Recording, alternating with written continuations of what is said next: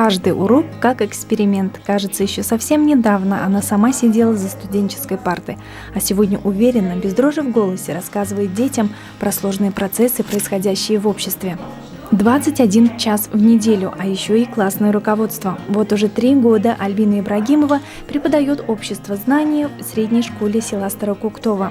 Сама родом из села Исаметово, окончив исторический факультет Башкирского государственного университета, сразу вернулась в родной район и взялась за работу. Хоть в семье и не было педагогов, говорит, что с самого детства уже знала, какой путь она выберет. Почему же я выбрала профессию учителя? На этот вопрос ответить достаточно легко и одновременно сложно.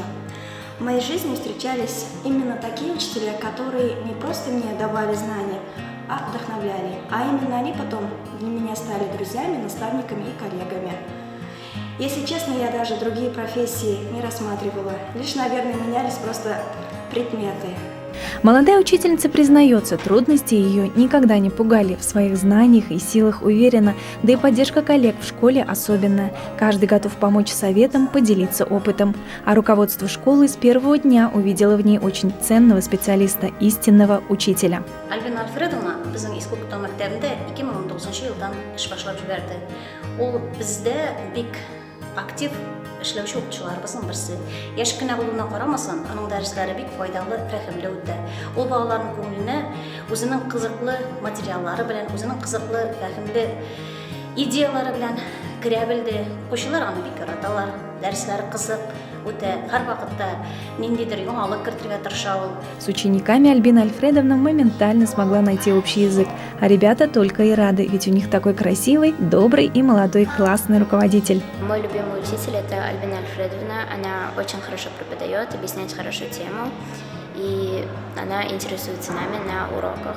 Она добрая, отзывчивая и очень, ей интересна наша жизнь и что мы делаем. Настоящий учитель всегда дает больше, чем заложено в школьной программе. Он помогает раскрыть лучшие качества и найти свою дорогу в жизни. Такую установку ставит перед собой и Альбина Альфредовна, являясь для детей не только учителем, но и другом. Если тебе на самом деле по душе эта профессия, то легко работать, легко найти общий язык с детьми, с родителями. Ваши секреты, как вы находите, вот мы сегодня беседовали с маленьким парнем, который сказал, она знает наши интересы, она знает наши желания. Просто надо быть, наверное, современными, интересоваться, как у них дела, наблюдать за ними в социальных сетях. Думаю, в этом и секрет. То есть шагать вместе? Да, с ними, да. Быть просто нужно современными, активными. Сколько мела исписано, сколько тетрадей проверено и оценок выставлено.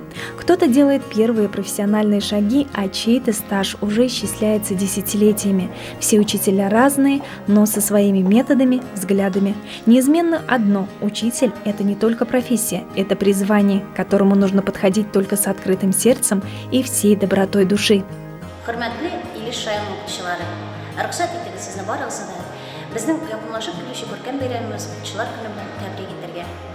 Авыр эшебездә җиңеллек, сәламәтлек, көч, куәт теләргә. Гаиләләрегездә иминлек булсын һәр вакытта, яраткан укучыларыбыз, кунаган коллективыбыз һәр вакытта янәшә барсын. Бергә булып, бердәм булып, киләчәктә дә иңне-иңгә терәп эшләргә, яшәргә ястыгыбызга һәммәбезгә. Я хотела бы им пожелать, чтобы они никогда не забывали о своем ментальном и физическом здоровье. Также я им желаю, чтобы они любили свою профессию, любили детей. Я им желаю, чтобы они были активными, современными, шли в ногу со временем. Дерзайте, и у нас все получится. С праздником! Уважаемые учителя и ветераны педагогического труда, примите самые теплые поздравления с Днем Учителя. Желаем всем бодрости духа и жизненных сил, постоянного движения вперед, любознательных и благодарных учеников, которые будут всегда радовать вас своими победами и достижениями. Алина Хадимуллина, Ренат Хадимуллин, телерадиокомпания «Илиш».